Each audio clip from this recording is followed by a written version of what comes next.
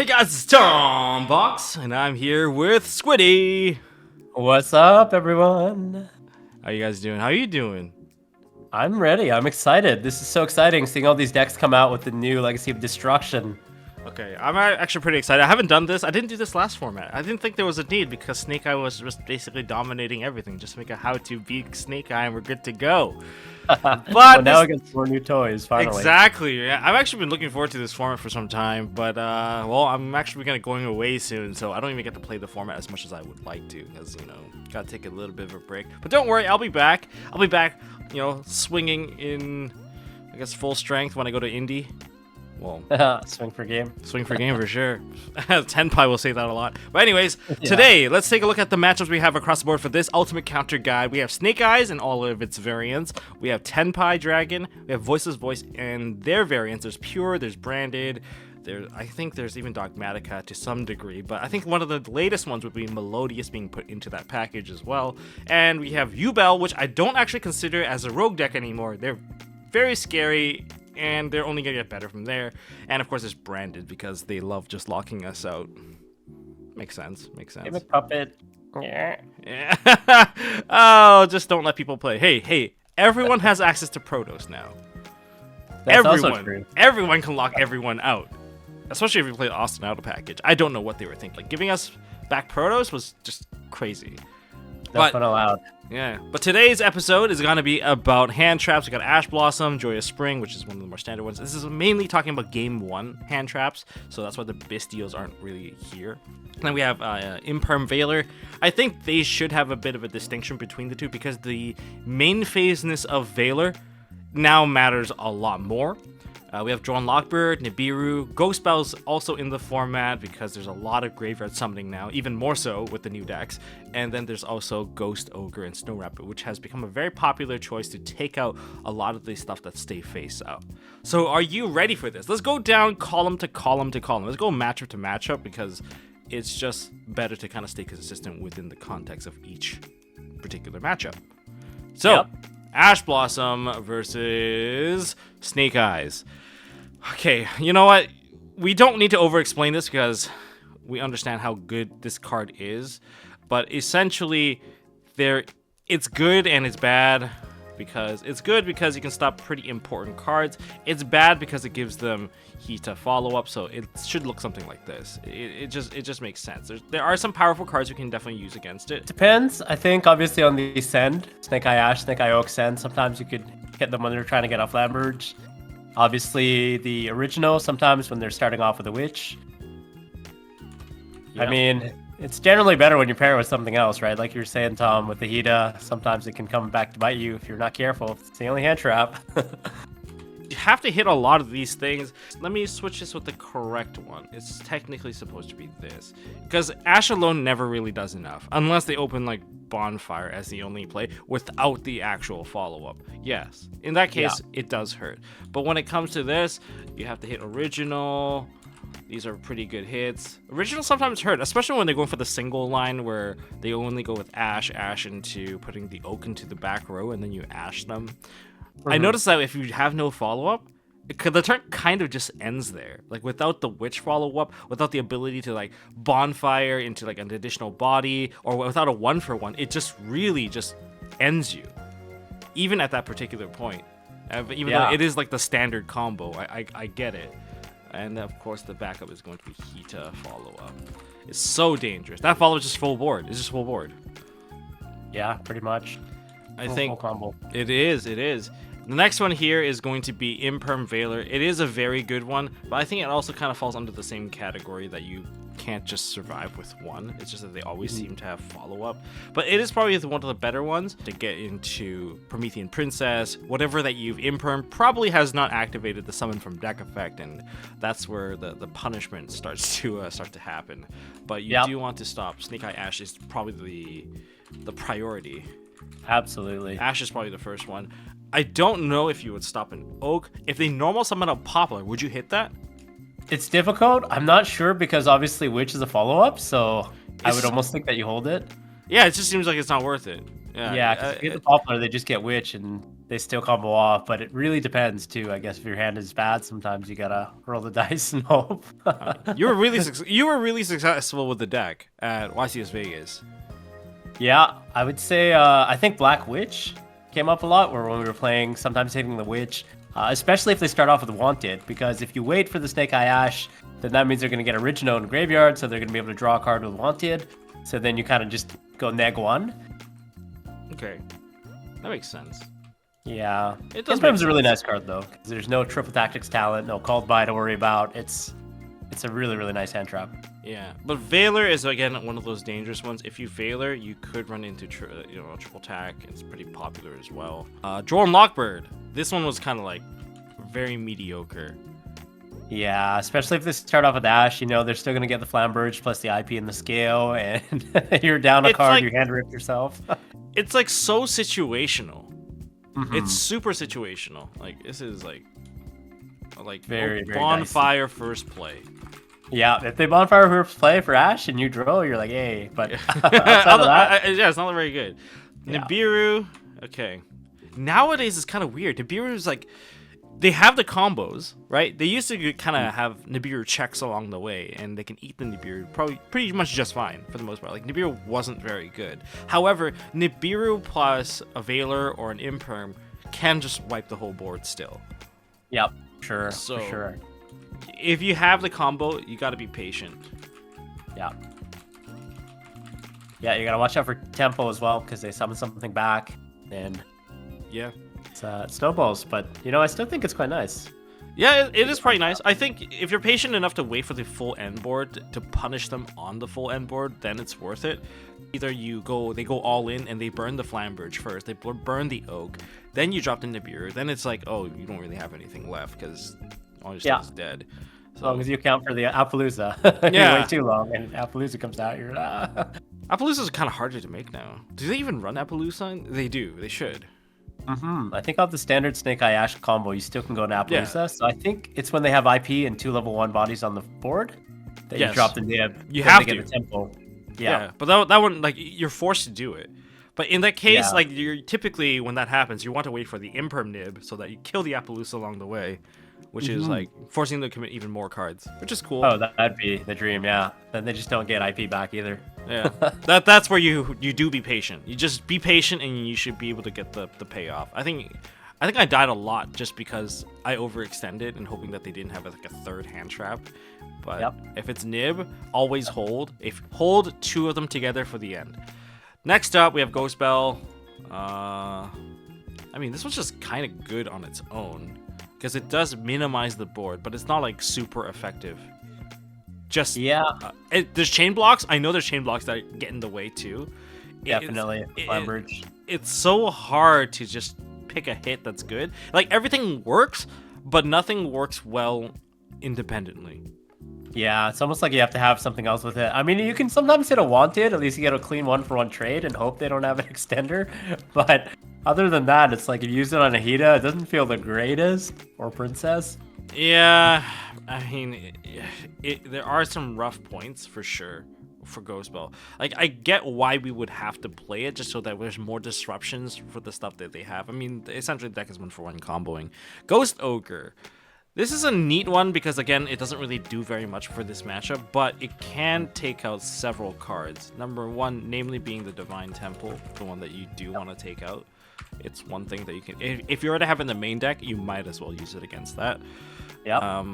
You can also use it against some of their activated effects if you really don't want them to have the body left over. It sucks that they're still going to get, like, if they go for, like, Ash into Poplar, you're not going to pop the Ash because they essentially just normal summon Poplar now. It's not very good. Yeah. But you can also use it to take out a Hita. Yep. They lose the summon, but they get a search. They But get a that search, sometimes it's better than them summoning. yeah, it depends. I think if Poplar is used, Yeah. then it doesn't feel so bad. If Poplar is used, yeah, Poplar's used and they summon out Poplar, then it hurts a lot. yeah, now they actually don't have a follow-up, and they lost the 2-body as well, so you can get some decent trades with it. But that's essentially, like, we should know this story already. This is like the story's been told like a million times. Then we have Tenpai. Okay, this is the new stuff. All right, here we Here go. we go to Tenpai. Oh, I guess you know what? One thing with Ogre is you could also hit IP Masquerena and Appaloosa if you chain it. That's So it's true. I actually do like usage. that. They I do mean, get it forward, but yeah. I mean, it makes sense. You can kind of consider it very much like the Imperm Veiler for those particular cards. Yeah, since Appaloosa is only once per chain, and IP has to be on the board. So, And Appaloosa needs to reduce the attack, so the negation will Exactly. also fail. All right, now we can go into Tenpai. Tenpai Dragon. Ash. Unfortunately, this is actually a must-play. I have to say it's good because you have to use it to hit Sangen Kaiman. Over anything. Over anything, you have to use Sangen Kaiman. Because if you don't hit that card in the battle phase, you're gonna die. That's simple. There's a bit of dichotomy is when they do make Sangenpai Transcendent Dragon in main phase or the Meteor Burst, and then they go to battle phase and you can't respond with anything. Yes, that's the only time it kind of hurts. But that's also really, really rough because that means they open with Chundra, or they had access to Chundra plus the Sangen Kaiman, which means you were already like 1 foot in the grave by that time. I know some people are also trying out anti-spell arrows that just shuts out your battle phase so they can't Imperm, because Imperm is also one of the other cards that you can actually use. Now, there are certain cards that you can use, which is, I don't know if this is a bait or not, but so far, whenever I got hit by it, is Pydra without Field Spell.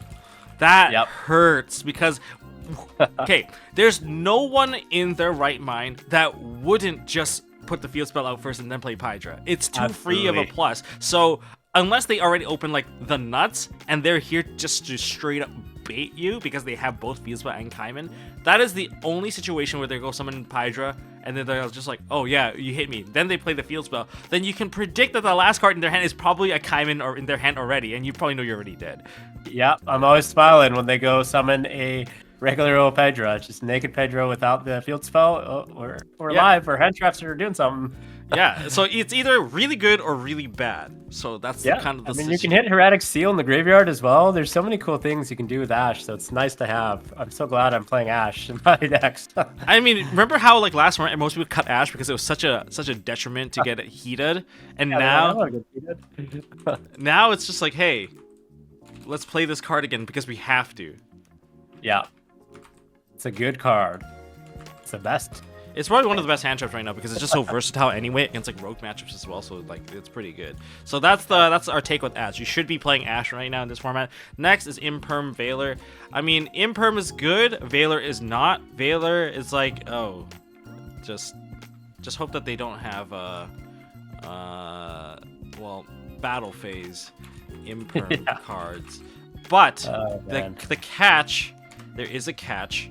You need a second one. So let me just actually point this out, because if you only have one, it's actually a failure, because they're just going to chain both, and the synchro summoning effect is not once per turn, so they build board. Can't believe that it's not once per turn. Oh man.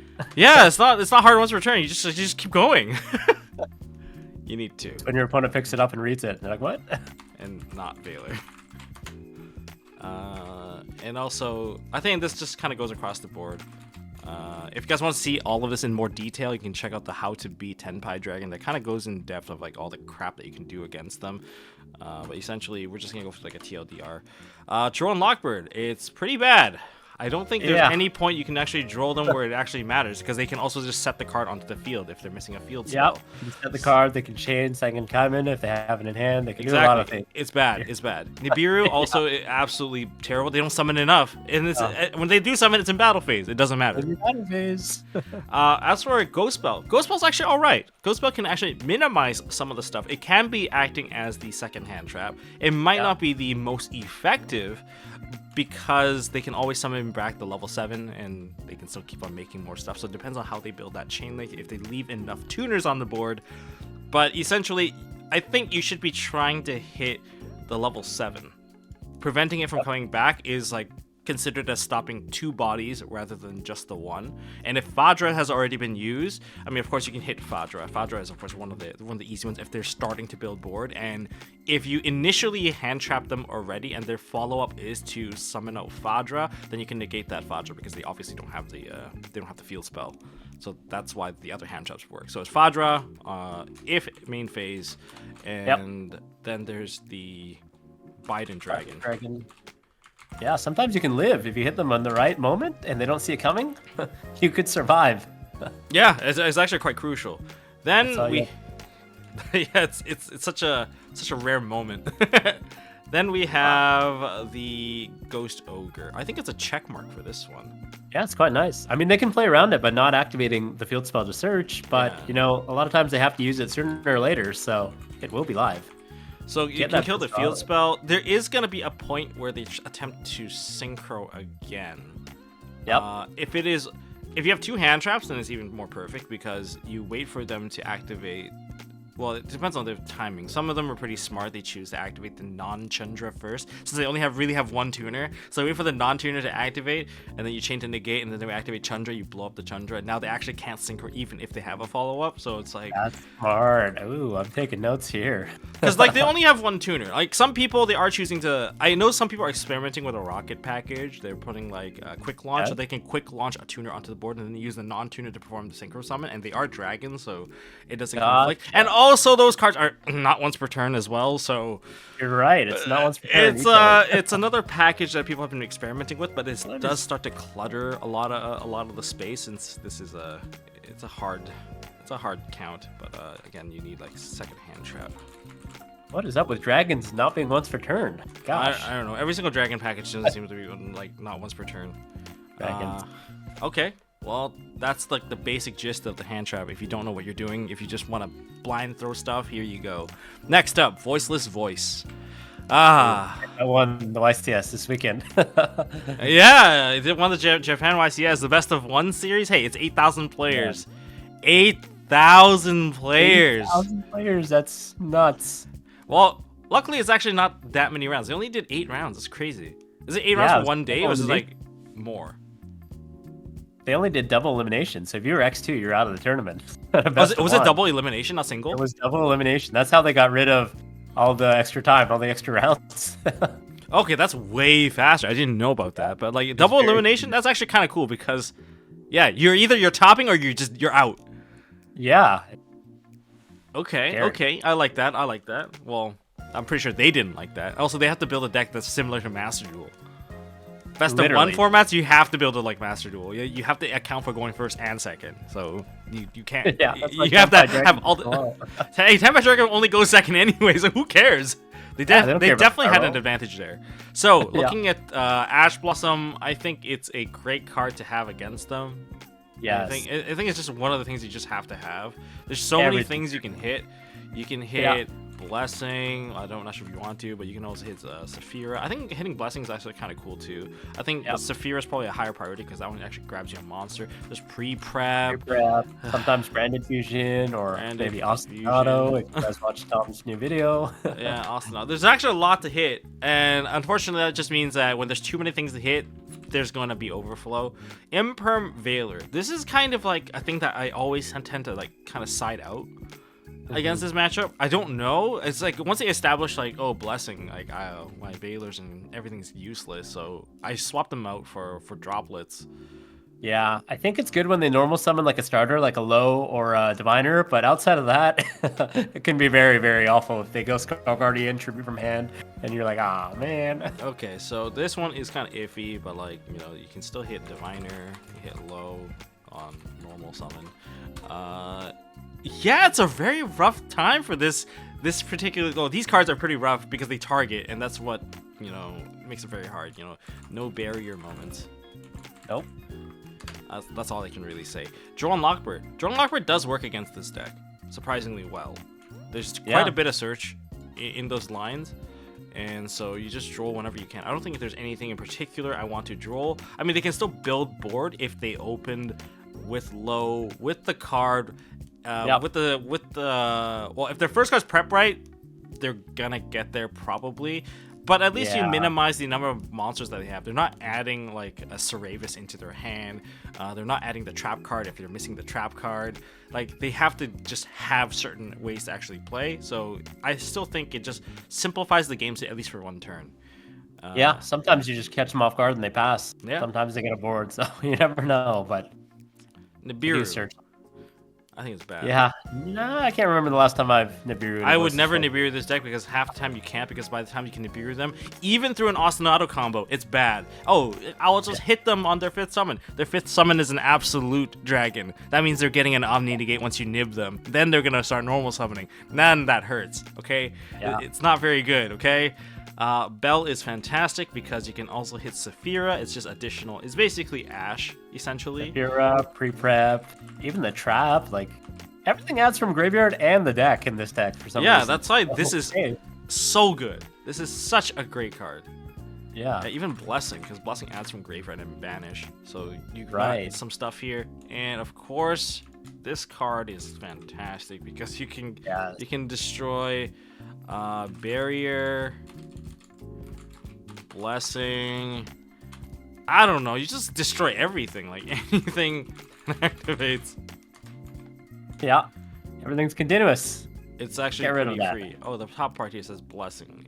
It's actually meant to say Barrier. There we go. We fixed it up right now. Then, okay, we're moving on to Yubel. Yubel, this is a newer deck. This is a newer deck. I mean, it wasn't as powerful back in Phantom Nightmare, but now they've gotten their Throne. Throne's like $40 right now. It's getting really pricey because people are also anticipating Fiendsmith to kind of really spice things up. And the new Yubel fusion, the Phantom of Yubel. Yeah, once we get that one, everyone's just going to put it in because it's like a mini 5-card engine to get a negate before you even start your very first play. Ridiculous. Actually, kind of ridiculous. Okay, so for Yubel, Ash Blossom is actually a very big plus. I was playing against Cam. I actually got clapped by Yubel because Tenpai versus Yubel, I think Yubel just... It makes you think out of the box. It's not as like one-sided as one might think because, oh, Yubel's just going to reflect all your damage. But the thing is, with Pydra on the field, you actually don't take any of the damage either.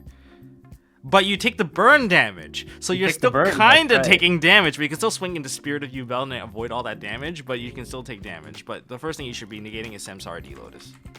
The Lone Fire Blossom guy. The Lone Fire Blossom guy, indeed. Like, the reason why you have to hit that is because there's very few ways for them to actually summon out the Spirit of Yubel. And that is one of the key ways that they do it. Aside from that, I don't think there's anything else that's really worth hitting. But sometimes if they open with Night... Sorry, which card? Yeah, Nightmare. What is it called? Nightmare... Throne? The one that... Pain? Nightmare Pain, yeah. Nightmare Pain. You can try to hit Nightmare Pain. It's just that it gets to do it once per turn. It doesn't seem like it gives you the value sometimes. If that's the opening play, hit it. Don't hit Nightmare Throne. Nightmare Throne is like a complete bait. Like, sure, they get to grab the extender, but if they didn't need the extender anyway and you hit the Throne, then your biggest problem is going to come out when they just summon on Samsara D-Lotus and just start building the board. Like, D-Lotus should be the focus before that, because they could go Pain into Lotus, and then you can hit the Lotus then. If they already had Lotus anyway, you would have gotten screwed already, so don't hit Nightmare Throne. It's a big waste. Do you have a different take? No, I totally agree. And the thing is, what I realize now is Yubel has a really good matchup against Tenpai Dragons, if you think about it, with the burn damage and the non-destruction by battle. Yeah, they do have a pretty good matchup. And the thing is, they can also play Skill Drain against Tenpai. Ooh. And they just crash all their monsters in, and you're gonna constantly take damage for each of these things that they swing into, because you turn off the Pydra. So with the Pydra turned off, they're just gonna keep swinging in, and with Nightmare Throne, they can actually cycle about 1500 damage until you die. Holy smokes. So Skill Drain's a continuous effect, which means that the field spell would not protect Tenpai, right? Nope, it would not protect it. And they would turn off all their effects, and they really, really suck at that point. Because Tenpai and Yubel, they don't mix. They're like the worst match. Like, Yubel has a really good advantage over them, especially post-side. So just be careful. Imperm Veiler. This is actually kind of iffy. You know, I'll put this here. I'll explain why this is iffy. So against Yubel, they have 4 ways of summoning back from the graveyard. It's Samsara Lotus for sure. Samsara D-Lotus. That should be your first thing that you should stop, because it's an activated effect to put it into the graveyard, to put the new monsters onto the field. But the problem is they can revive it, much like a Snake Eye matchup where they'll just revive the Ash and then use the effect again. So there's that problem. And they have it through Grave Squirmer, because Grave Squirmer just revives a 0 attack fiend. Grave Squirmer. And then there's also Muckraker. There's there's like 4 different ways they summon from the graveyard, so that's something to be aware of. So the other card that you can probably hit is going to be Yubel, Spirit of Yubel. Yes, the one that searches, right? Yeah, the one that sets up the Nightmare Pain straight onto the field. It's not even ashable because it sets it on. Well, I guess you can add it to your hand, but like if you're under Droll, they'll just set it to the field. So everything can set on the field now. What is this new mechanic? I don't know. Maybe hand traps got too powerful. Hand traps got out of hand. Yeah. What else can you hit with Imperm? I think you can probably hit the extra deck stuff. Yeah, maybe hit the Unchained guys. Yes, you probably could save it for Soul of Rage. Soul of Rage. Yeah, you probably should save it for Soul of Rage. Rage is probably the one of the more threatening ones. I think so. I agree with that. Yeah, it's really annoying. But don't forget, they are also a deck with an Omni Negate now. That's right, the new guy. Varudris. Varudris, the bringer of the end times. Crazy that is a powerful monster. A thing is, Yubel can OTK you by just climbing up into access code with the Anguish, and then also overlay into the Varudris.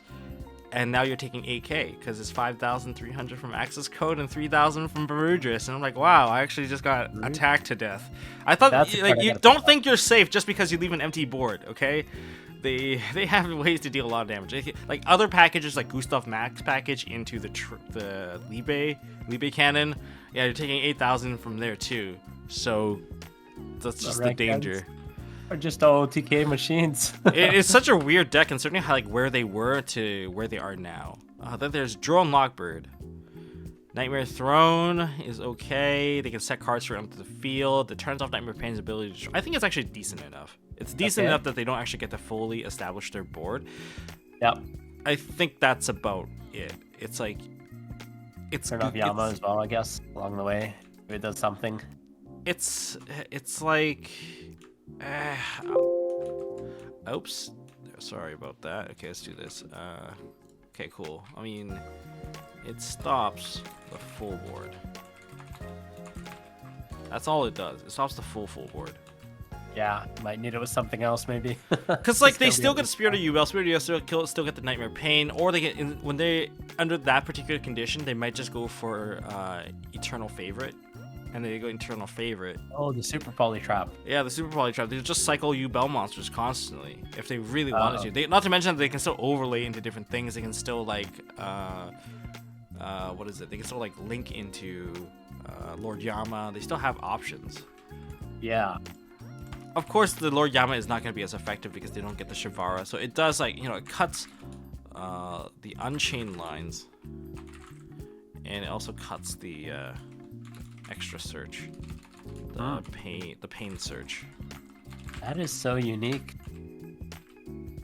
I love Yubels. I might have to give that a test because they look really fun. They are very fun, but they're also like super annoying because it's like fighting a solid Makonko deck.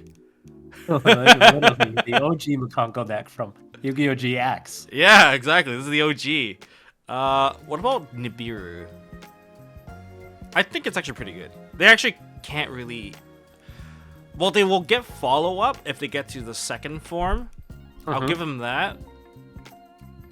But you can't Nibiru them if you wait too long. That's right. Really it. But I think you can also... It minimizes the board for sure. They don't like eating board wipes. So... yeah, I can definitely see that. Yeah, especially since we don't have Phantom just yet. But once Phantom comes out, maybe it's a different story. Yeah, no Phantom. That's a fair point. Yeah. There's no Phantom! No changing effects yet. That card is actually really good. And learning about how change effects works, that's actually one of the ruling things I really want to talk about. Just to give you guys a free answer. Changing effects is not considered as affecting the monster. I heard that today. So you could change an unaffected monster's effect. That's right. That relates to Tenpai a lot.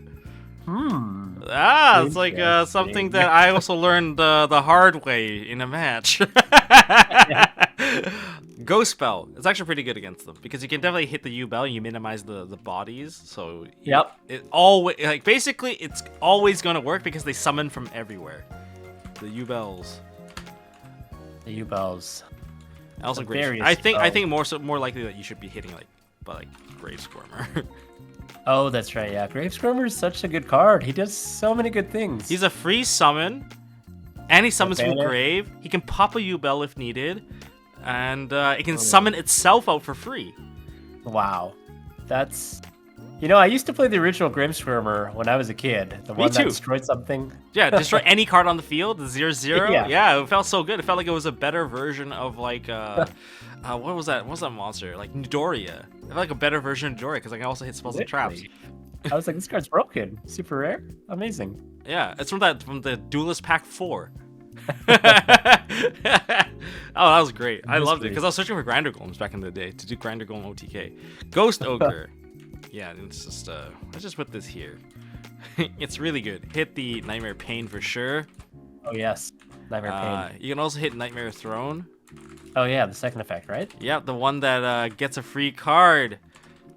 The one that gets a free card. Like, there's so many cards you can actually hit with Ogre that Ogre actually makes the matchup like way easier. Once you take out Nightmare Pain, your battle phase gets a little bit more freed up, so that if you don't have to get rid of Nightmare Pain, you have any attack position monster, you have to go into battle phase. You don't even have the option. You could technically even hit the Unchained Rage, right? The Solar Rage. Then he doesn't get the link effect. Yeah, that's like, it's pretty hard. Like, the overlapping effects makes it really, really hard to kind of deal with it because it's like everything's so layered. Like, oh, you're forced to go into the battle phase. Oh, you have to hit a Yubel. But once you take that stuff away, it's not as bad. And finally, we've reached branded. Okay. I can't believe it's still around. I hate branded fusion. Hey, it's like the best card, branded fusion. Speaking of which, ash that card all day, every day. There are other cards you can typically ash as well, but typically you want to save it for branded fusion anyway. So all the other ones are kind of a moot point. Yeah. I mean, you can kind of stop Grand Guignol if you think that they're going for Gimmick Puppet Lock, and you can block the card from hitting the graveyard. Yeah. But I think blocking branded fusion, you're kind of halfway there, so we'll just leave it at that. Is there anything else you would ash in the deck? I don't think so. On a good day, I'd ideally like to just get rid of the fusion and hope they don't have anything else. Yeah. Also, I find it to be kind of annoying that, hey, they can, if they hard open... I know it's rare that they hard open fusion duplication, but when they do hard open fusion duplication after you hit them with an ash, it hurts that much more that basically they're still doing it, but they're doing it during your draw phase. Yeah. Well, at least it's just a Mirror Jade and not anything beyond that. Yeah, hopefully. I was like, activate, set 2 cards. Like, what's it? Oh my god, the other set is branded in red. This is not feeling good at all. That would not be. Imperm Veiler. This is conditional. I will put the condition right here. Is condition that they don't have branded Lost. Yeah, or Cartesia, or whatever the heck else they always have. Quem, I don't know. Is it Quem? No, it's not Quem. Quem is a Ditch to the Grave. What's the other one that they follow up with? Branded in red. There's just so many. There's so many follow-ups for them. That's why it's like the condition is that they don't have this. However, if you can hit something, you can probably hit Lubellion when they try to fuse again, so you can stop that. Maybe a Luber trying to search for branded fusion. Yeah, a Luber, and sometimes you can stop. Well, you should be stopping Fallen of Albas for sure, because if the moment you stop this, you impermit, they are 100% gonna react and get rid of their own Albas, and then you don't have to eat the effect of Fallen of Albas as well. So that's also kind of decent. You can make better trades. Drone Lockbird is awful against this deck. It doesn't matter. Like, they just don't care.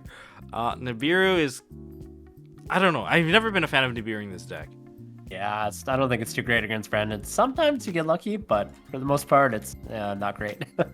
Yeah, it's a bit of a weird position. Ghost Spell. Yeah. This one was actually not bad. There's actually a lot of graveyard retrieval effects that you can definitely negate. Branded in red. As long as they don't have Lost, though. Lost will prevent Ghost Spell from negating the activation. That's true. That one does come up quite a bit. That is the caveat. There is no branded Lost. But branded in red is a pretty big one. There's Aluber, something from Grave. Yep. Lubellian. Both fusion.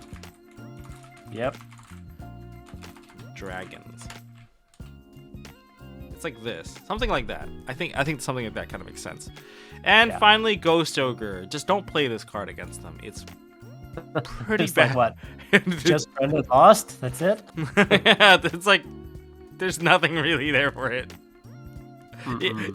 Because they can infuse from the graveyard, half the time it doesn't even matter, and half the time Cartesia can activate and just do something, just like, oh, you just missed the mark. It just feels like you're constantly missing the mark with Ghost Ogre against this matchup. But hey, here we are. Here we go, guys. This is the Ultimate Counter Guide hand trap page. Hopefully, guys, you enjoyed this and learned a thing or two during our discussion here. I don't know. Is there anything else you want to add for hand traps? No, I mean, I think load up your hand traps is the only thing I have to add, because it seems like this is going to be a hand trap format. It does seem like it's going to be a hand trap format. I really wish it wasn't. I really want to see more board breaker hand. Like, I don't think it's just me. I think a lot of other people that I've seen on Twitter, like, why don't we just have more cards like Pancratos, more cards like, Fenrir, cards that are good going first or second. So break the board, interact with different ways. Hey, I think the Ostinato package can do that.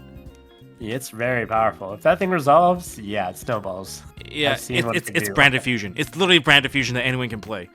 Not once per turn. Not once per turn. Ash that card? Oh, okay. I'm going to play another copy. Here we go. All right, so that's all I got for this video, guys. If you guys enjoyed this video, hit that subscribe button, ding that notification bell. Go check out Squiddy's channel. If you guys want more awesome, quick tips on Yu-Gi-Oh! Or enjoy some of his fancy shorts, well, go subscribe to Squiddy. We got page 2 coming up, and we'll see you guys in the next one. See y'all in the next one.